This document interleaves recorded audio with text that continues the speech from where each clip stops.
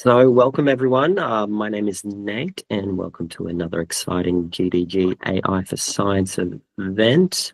We are always looking for the new latest and greatest insights and AI tech to bring to your research. So please engage with us with your favorite platform. If there's anything in particular that you would like to see throughout the community, whether it's talks or specific partnership opportunities with Google or any workshops in particular, or any tools and technologies that come out, or we just want to have a chat about AI and tech, reach out via our member survey or one of the many platforms available. But yes, today we are learning all about using AI tools, or specifically large language models from R. Why should Python people get to have all the fun when we can do it natively from R? So let's kick off. So hopefully everyone has a copy of the notes here. I've pinned pinned the link in the chat. Please make yourself known if you haven't seen this before. And also, hopefully everyone has been able to install the packages that we're going to be using today. So during my exploration of this, I've sort of found three well supported and maintained packages: ellmer, ragnar, and chattr. There's a couple of others, but these ones are native, and they don't rely on reticulate, the Python sort of wrapping package. I think they don't fully rely on that to sort of give you the LLM features. If you do know any other packages or think tools that might be useful, please share them as we go, and I think that'll be really interesting. So I'm going to be working through these notes and back and forth sort of between them and my RStudio window. So please keep a copy of these open. You probably won't be able to see my version, but I will have them open on another screen. All right, so the first thing we probably want to do is install things. So let me switch over to my fantastic. Is the font big enough? Please let me know if you can't see that properly. I can increase it. Good stuff. Fantastic. It's always a bit of a challenge getting things right. So yeah, I'm just in RStudio here, and if you haven't already done so, you can do installed or packages, and install all three of them at once. I find Ragnar takes a long time to install. I've already done this, so I won't do it again. But if you haven't, please catch up. So Ragnar and chattr. So if you run that, yeah, it takes a little bit. Yeah, Ragnar in particular took a bit of time, and I'm on Linux, so I had a bit of some trouble with the curl package. I had to install that separately. Not sure if anyone had any issues on other platforms, but hopefully that's all very smooth for you. Cool. Okay, but before we and we can also check these now. We can maybe import them straight away. So library, ellmer, hopefully that works. I'm just going to run this with Control Enter. Fantastic. See, it appears in my console. Looks like it worked okay. Ragnar and chattr. So I'm going to load these in immediately, and we'll talk about each of them as we get to them. Now, the way this works, I'm going to switch back to this one. So ellmer is basically the driving force of most of this, and its main feature is that it connects to the APIs of the application programming interface of various large language model providers. So whether that's Gemini or OpenAI's ChatGPT endpoints, or Microsoft Azure's endpoints, or some sort of local LLM, they all connect via ellmer using their API interface. So the good people who've developed this package have sort of written all these connectors to sort of take away the hard parts of doing that, and just exposing sort of the fun bits where you can say, just chat with this. So you can see there's a whole bunch of different providers here that come sort of out of the box, and hopefully that cover your favorite ones. And we'll talk a little bit about sort of locally hosted large language models as well. The only way I've seen to be able to do it is via this using ellmer. So we can talk a bit about that. But ellmer is a platform that lets you host large language models on your own device and exposes an API endpoint that you connect to it. And so that's the way that chattr interfaces with it. But yeah, that's the only way I've sort of seen how you can get sort of a local large language model into R. But if anyone knows any different, please let me know. Okay, so today, yeah, we'll be using the chat Google Gemini interface. They're all about the same. So they look, you know, something like this. There's a whole bunch of optional inputs in order to connect to it. The most important one is that we have an API key. So that's our sort of our password to that ecosystem. And then you can adjust these other parameters if required. Okay, so, and in fact, that is what we need to do. So in the notes is a link to, did I leave that link? Oh yeah, here, I didn't hyperlink it. AI Studio, I'll put that in the chat. If you haven't been here before, it's a nice playground for large language models. You can do I think the best thing that it provides is a really easy way to get an API key. You just need a Google account there. So just log in with your Google account. You'll get access to this instantly, and you can go and create yourself an API key to interface with. You might have to, you can pick the Gemini API, and that'll create a Gemini API key for you. And I've already got one here, so I can just use that. Now, API keys are like passwords, I guess. You know, you don't want to share them with people, but also they're very disposable. So if I did share it, I could just delete it and create a new one. Okay, you can do a lot more in the studio as well. You can sort of chat directly within the studio. You can play around with model settings, and it's a good way to kind of like test things out before putting them into your code and then going from there. And there's a bit more in the documentation. So there's a big free tier that you get from here. I think it's so looking at some of the models that we'll use today, the requests per minute. So you can ping the API up to 30 times for a pretty powerful model per minute, and send 1 million tokens in that minute. And then the total request per day is about that much for the free tier. So you can have 1,000 requests per day, 250,000 tokens in minutes.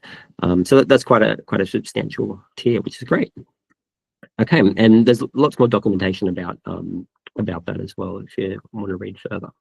But okay, so important thing, go and get your API. So I'll just go back to my dashboard, API keys. If you're just joining this for the first time, you may have clicked on there's probably a prompt saying that pops up and says, hey, get yourself an API key. So you can click that. Once you've got your API key, copy it and bring it back over to your R Studio environment. And you can do a sys.set and then naming it is important.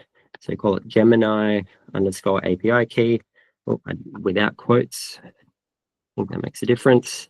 And then paste it in there, and then that will set you up for the session. So I've already set mine. And so this naming is important. It's kind of important if you want to make use of ellmer's like default values. You can call it whatever you want, but then you have to just adjust the default parameters in the different packages we're using when we want to connect to this API key. Okay. Yeah, so the libraries, I found Ragnar takes a really long time. So yeah, that might take a while. To be honest, it took a while to compile. Hopefully that all goes well. Okay. Yeah, even if you want to cancel it and just install ellmer to begin with, and then you can sort of maybe install Ragnar in the background, or for the next set that we go to. All right. Any other questions about setting up an API key? Okay, good. So yeah, I've got an optional setup there. You don't have to do that, but it, just so you're aware of oops, of where am I? Sorry, I've got an optional setup here where you can download ellmer and install it. But yeah, that differs depending on what platform you're on. But then once you get ellmer running and put a model on it, a local model, then it's exactly the same as everything else we're doing. So except use the ellmer endpoint. Okay. All right, so we've already loaded in ellmer, so we can create our first chat object. So I'm down at I'll just post it in the link, post it in the chat where we're up to. So we'll start with our very first chat, and the way it works is you create these objects called chat instances or chat objects. You can call it whatever you like. So you can call it like I'll follow the notes: code helper underscore chat, and you assign that to chat underscore Google underscore Gemini.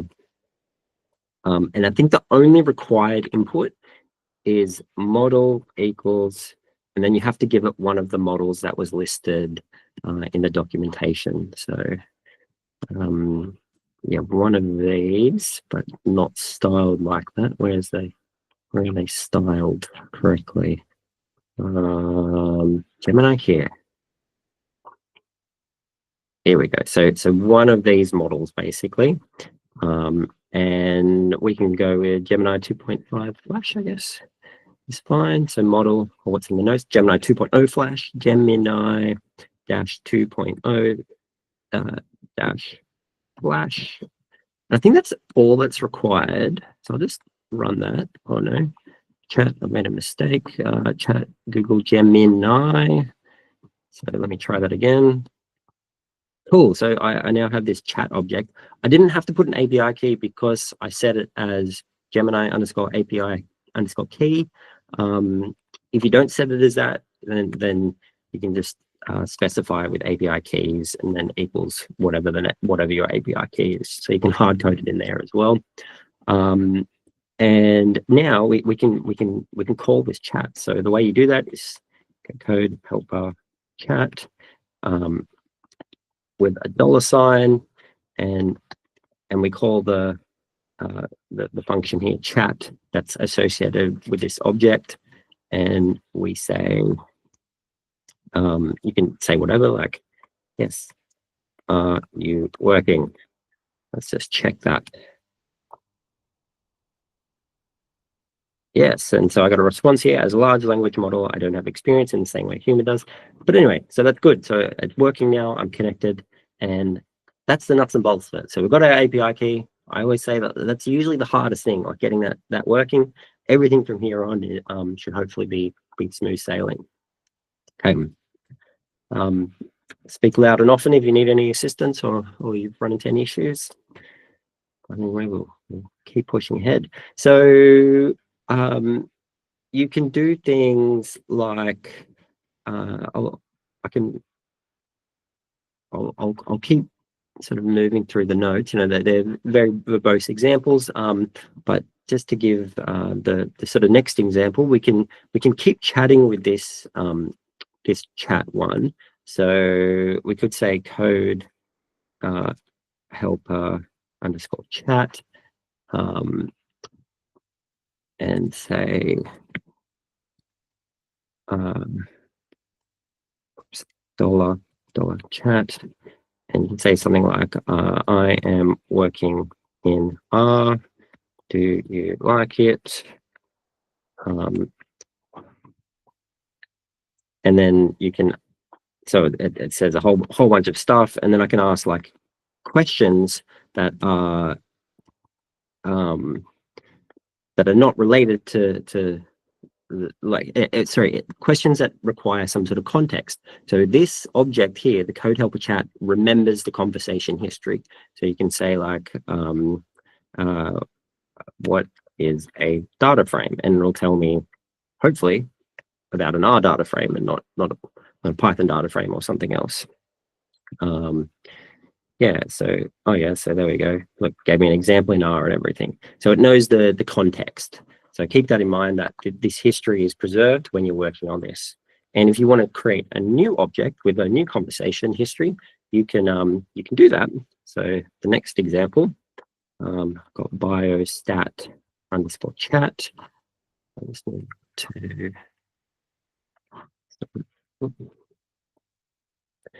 stored and used, train them all. Great question. Okay.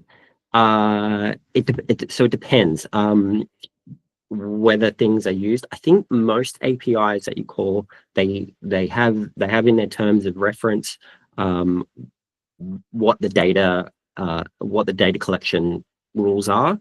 So I don't actually know off the top of my head for Gemini, but yeah, it's somewhere in the terms of reference will be like how they use the calls to the API.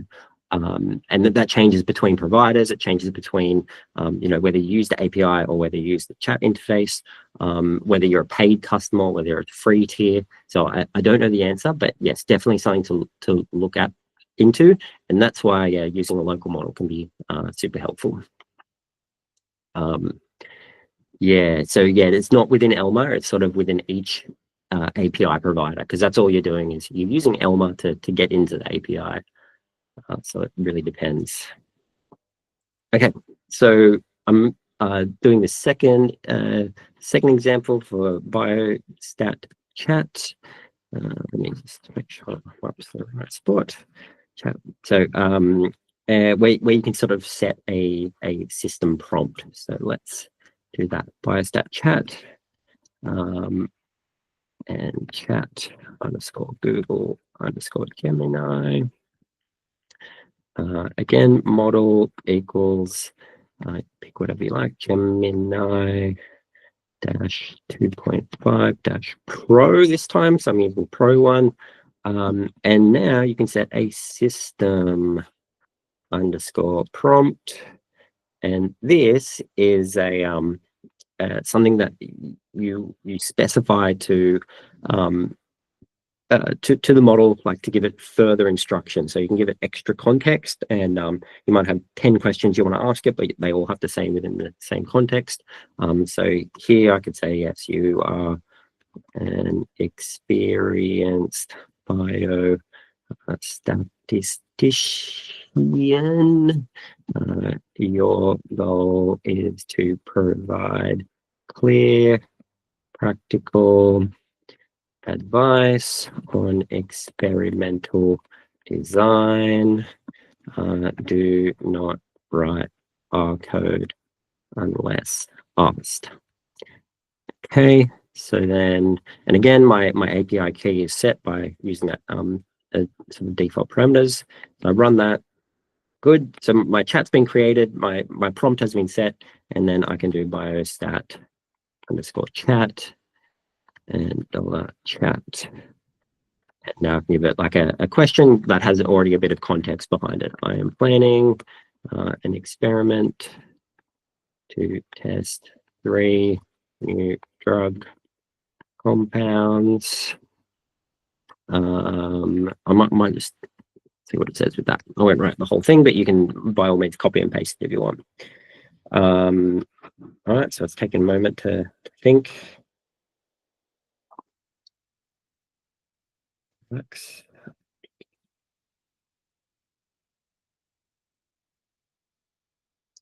Great. All right, so it's gone a bit crazy there, but you can adjust. You have access to all those API values, so you can actually go and adjust like how many tokens to return and how imaginative you want your responses to be. So it was quite a verbose response, which may be what you want. You can be very clear in your system prompt to sort of minimize that. adjust that accordingly. And in fact, yeah, that's what we're going to do in the next example. So there's some screen real estate. How are we going? Have I changed? The API key expired. Created new key, but error persists. That's quite odd. I'm not sure about that. About the API key expiring and creating a new key. Yeah, I don't know that off the top of my head. Sorry, Andrew. But thanks for helping out in the chat there, guys. Okay, so the next one, we're going for time. So the next example, I've already done a chat with a turn memory. Sorry, skipping one. Oh yeah, so I think the most powerful thing you can do with sort of API calls like embedded in your code, you know, you might chat back and forth between it, but it's probably easier to use a web interface. But if you want to actually like get results out, so pass the LLM some data and get it to understand your data and then return back an answer, I think is something really useful. And if you're strict with your prompts and the model's pretty good, it can actually it can be sure to send you just the result that you kind of want. And so that's what we're going to do here. We're going to set up just a bunch of sentences that we store in a vector. We'll set our chat there, and then we're going to tell the large language model, and we're going to send it this each of those queries and say, hey, do you think this is positive, negative, or neutral? And we've said only give us the word positive, negative, and neutral. So then you could use that in a workflow. Okay, so I might just copy those across to begin with, and here. So the first thing I'll do, I'll just set those survey responses. Like I said, yeah, they're nothing special there. That's just a vector. The new park is a great addition to the community. I love it. I'm not happy with the recent changes. They're too noisy. It's okay, I guess, nothing special. And so imagine, yeah, you had whatever data set you've got. You may now want to pass that to a large language model, different parts of it, and ask questions about it. And in this case, we want to know, are each of these sentences positive, negative, or neutral for the new park? Okay. So let's create a chat object, sentiment chat. Chat underscore Google underscore Gemini. And you can pick an appropriate model. Again, for this, like probably a very lightweight model is appropriate. I think sentiment analysis is, I want to say, is almost a solved problem for some simple tasks. All right, great. So, and we also want a system prompt. So system prompt equals, and now here's where we kind of can force the model to just do the task that we want it to do. So, okay, you are a helpful analysis assistant. Your only task is to perform sentiment analysis on the provided text. For each string, return a single word classification. So this is also, I guess, teaching you a little bit about prompt engineering.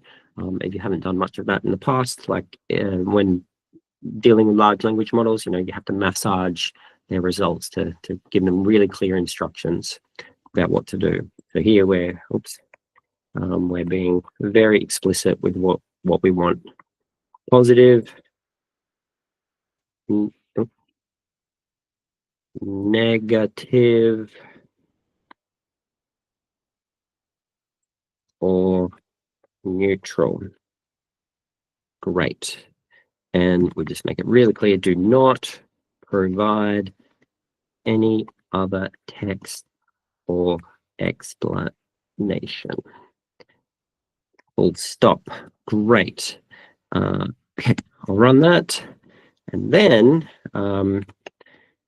sentiment chat. So we pass our, we create a new object called sentiment results that we run the apply function on, and we send it survey responses.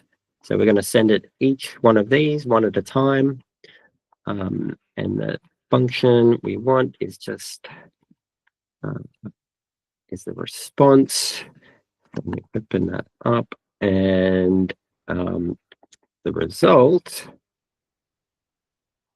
will be the chat sentiment underscore chat dollar chat response. Perfect. And return, is that it? Yes, and return result. Okay, so I think that's it. I'm gonna run it while I make sure I spell things right. You got a capital C in sentiment chat. Thank you very much. Okay, let's try again. Oh, response not found. Function response. Survey response. Survey underscore response. So, oh, wait. Responses. Cool. Okay, so now it's sending 1, 2, 3, 4, 5. So it's sending 5 queries to the LLM. So it's sending 1, it's sending the first sentence, the second sentence, and so on. Positive, negative, neutral, positive, negative. Positive, yep, I'm happy, positive. Neutral, it's okay, I guess. Yeah, that sounds neutral. This program has been incredibly helpful, positive, and I can't believe they did this, negative. I think that's done a pretty good result. And yeah, now we have this these survey results, which we can then continue on now our workflow. Cool. So I think that's the real power of embedding these into your workflows, is being able to send particular bits of work and getting back like an answer. Okay, super duper. How are we going for time? All right, so we've seen how we can do a turn memory. So that means each speaker's turn, my turn, your turn, my turn, your turn, has the context history. So I kind of demoed that before, but we can keep asking questions. We still have that first chat object sort of in memory, so we can ask questions about that again later. Okay, and the last feature I'm going to point out about ellmer is the ability to return structured data. So again, this is super helpful, especially if you need to massage your data into like the right format. Getting a single word is fine, but you can actually define sort of some structure to your data and get the LLM to pull out those particular bits. So I might copy some things here. I'm just going to copy the schema that we want to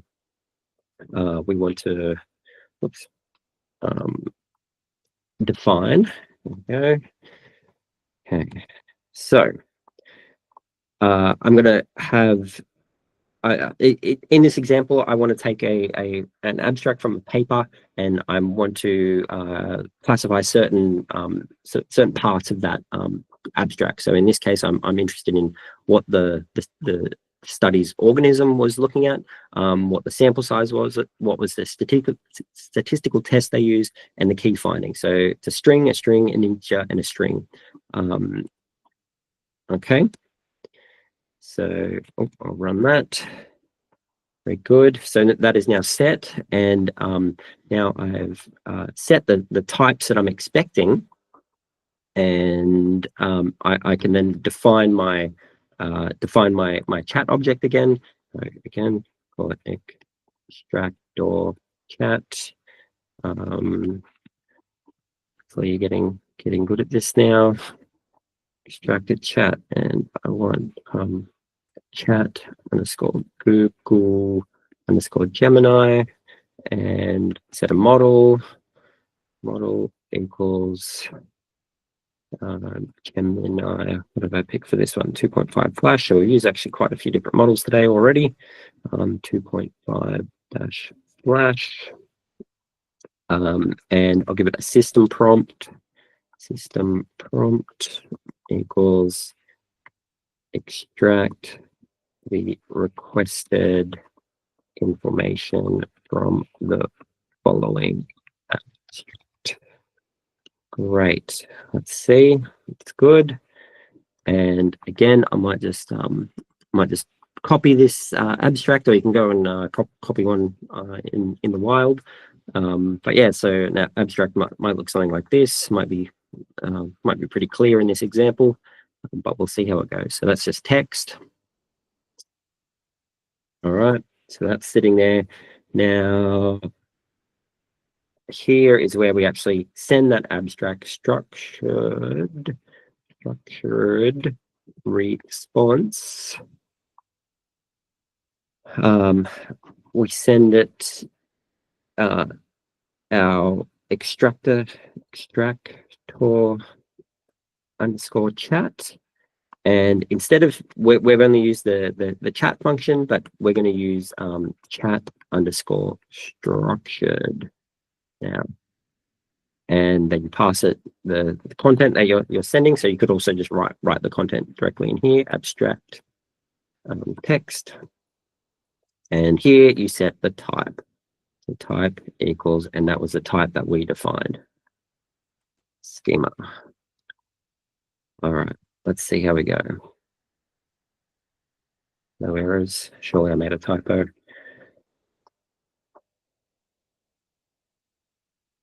It's thinking, and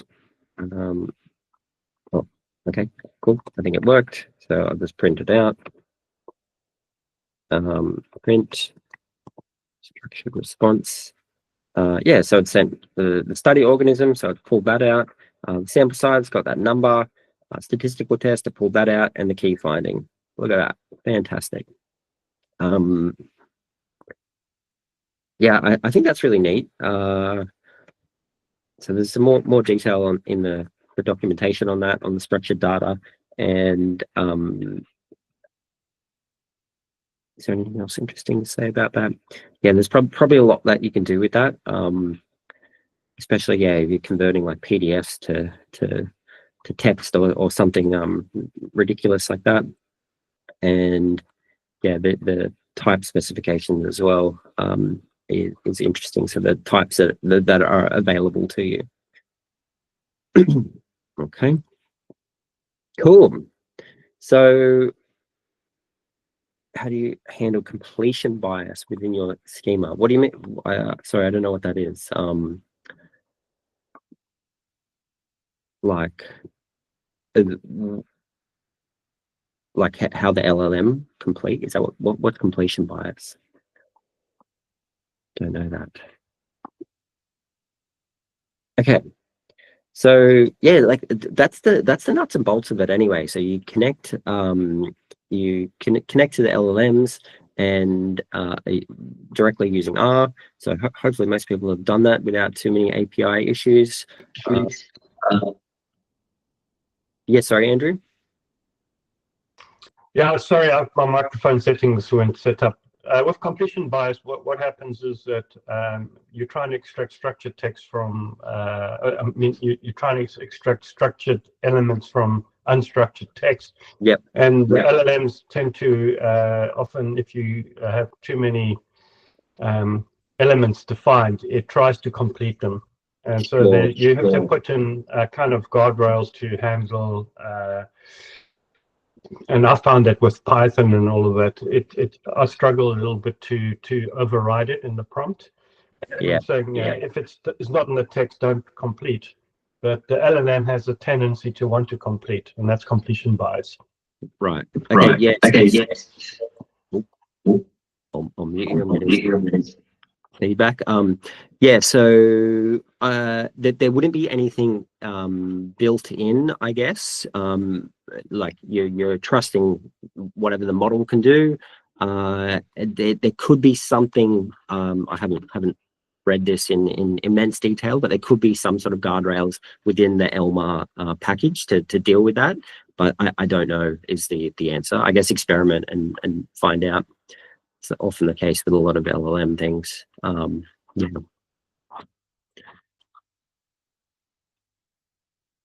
Okay, yes. As I mentioned, that's the nuts and bolts of ellmer, and that's yeah, you're sort of set up for success if things are working so far.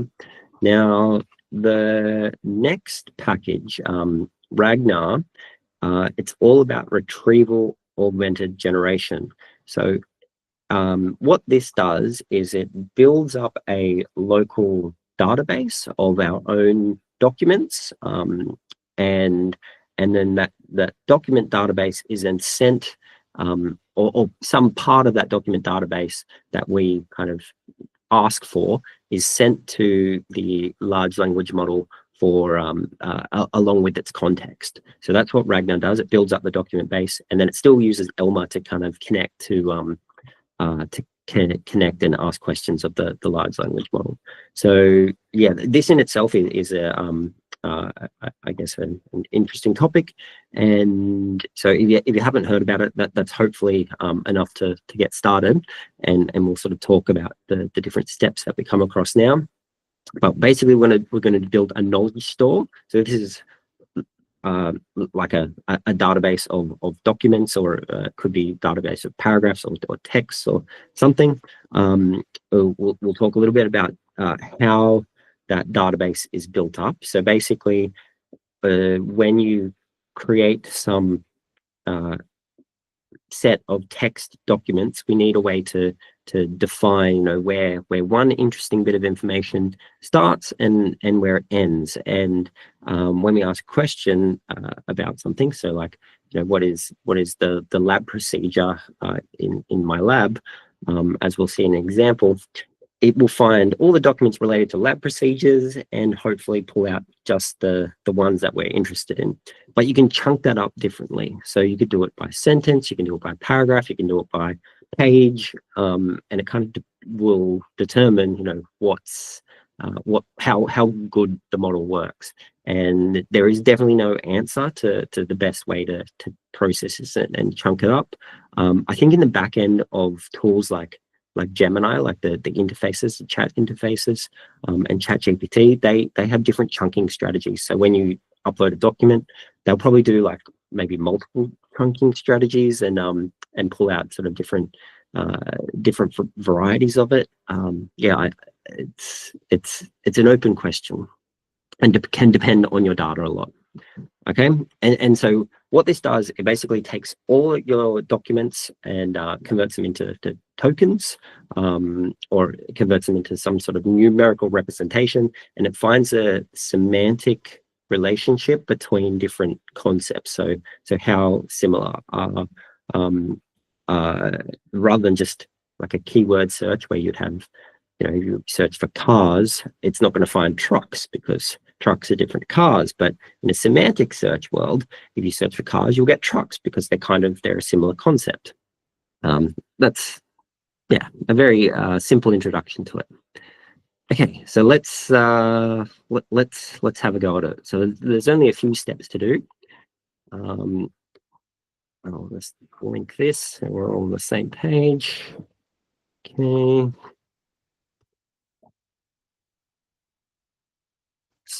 Where's it? That's great. Okay. Let me try that. Okay. So I'm just trying to copy and paste something. It's not working. Okay. Paste. There we go. Okay. Good. So let me go back to super. Now, where am I? Okay. The first thing, oh yeah, the first thing you need to do actually is I've just downloaded, got some example data there. Hopefully if you download that, it's just a couple of text files. There's nothing too crazy in there. You can, yeah, they're literally just a couple of text files that look like that. I can even copy and paste them into the chat if you can't download them. and yeah, I've saved each one of them out. So they each of these text files are they're representative of different lab procedures that you might come across in a lab manual or something, and someone's digitized them all and put them in a in a database, and we're about to build that up. Okay, so yeah, download that and unzip them, a couple of markdown files, and we'll go from there.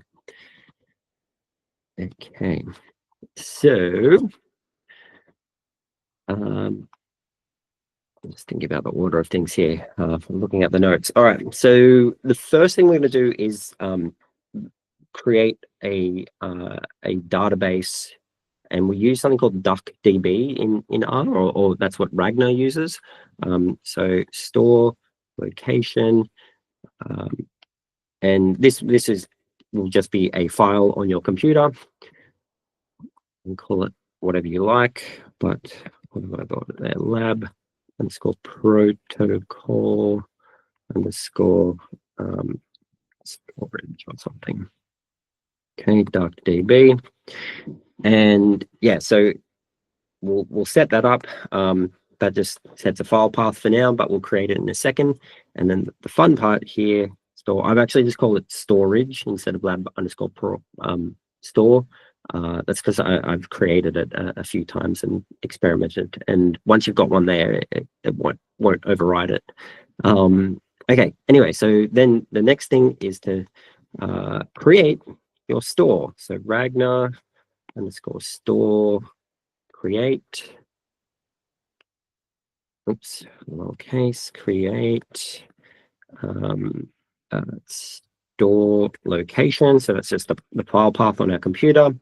And then here's the fix up the indentation for us. Okay, give me some text space, store location. Okay, so we create this thing called an embedding model, we use something called an embedding model, which is where each of the sentences or paragraphs gets converted into like a numerical representation based on this model that someone's already trained and created the links between, or the semantic similarities between different objects and items and concepts. So we're using that same model that someone else has taught. They've taught it how to think like that, and we're going to use the same model to with our data and say, okay, follow those same rules to become a numerical representation. And we do this with this this function here, anonymous function, which just exists for a moment. And we use the embed _ Google Gemini to use the Gemini API. Now, this isn't actually very computationally intensive, so you can definitely do this sort of locally, I guess. It usually takes about like a few minutes to do a pretty big, sort of a large amount of documents, sort of thousands of documents, locally just on a CPU. And then you only have to do that once. You create your document store once, and then from there you can do whatever. Okay, I think that's it. So, and I'll need another closing parentheses. So okay, so we create Ragnar store create, we give it a location, and we give it an embedding model as well. All right. Oops. Did I run that? I think so. That's super. I think that worked. Okay. In fact, I can just go store. Does that exist? Yes, there we go. So my store now exists. It tells me a little bit about it. And now what I can do is add things to my store. So I haven't added any documents yet. I just sort of created it. Okay. So now we're going to grab those files off my local computer. So my standard operating procedures that I have there, SOTA, is just a file path, and I think I have it locally called lab sops.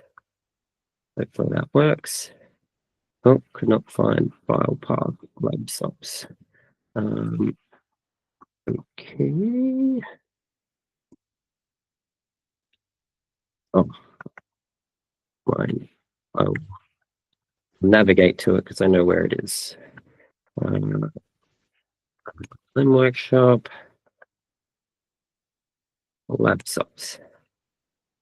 Oh, not file. Oh, file path. I made a typo. File.path. Sorry. File.path. Very good. Okay. So that's my standard operating procedure directory filled with documents that I'm going to ingest. I think the example on the Ragnar website is really good as well. You can use it to like scrape websites and turn that into a knowledge store. Okay, my SOP files, SOP_files, there's a list.files, SOP_dir, and for it's true. Okay, that's again the true with capitals. Great. Okay, so I have my files there, and now here's the bit where we chunk our data.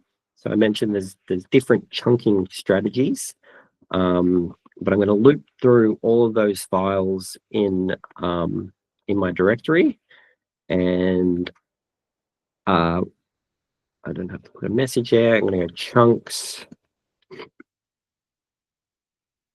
Okay, so it's going to take each document in the file path. It's going to use this function called read as markdown. Now, there's a few read as something in the Ragnar ecosystem that you can use. So this one's markdown. There's text. There's probably like PDF as well. There's call. We'll have a look at what options there are, and then the next one is it's going to chunk up things by the markdown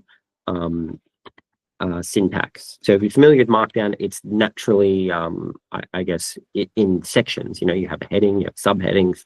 So it's going to chunk that for us in that format, which is great. So, but you could probably do like sentence chunk or a few other chunking strategies. So they're two functions that you'll have to decide which one works best. And then Ragnar _store _insert store, comma, chunks. Okay, and then close the for loop, and hopefully I haven't made any typos. Super, I think that worked. And finally, this is the final step, Ragnar _store _build index store. So this is the part that actually calls that large language model. So that was just chunking it, and this is actually, I think, maybe that was it, sorry. Okay, so that's it. All right, great. I think we now have it. As I mentioned, there's a few chunking strategies. We use this model called Gemini Embedding 01. I find most of the embedding models I haven't noticed much performance between different embedding models. They all seem to work about the same. But yeah, that one's fine, and that's available in the Gemini ecosystem. So there's this chunk of markdown document, but there's a few.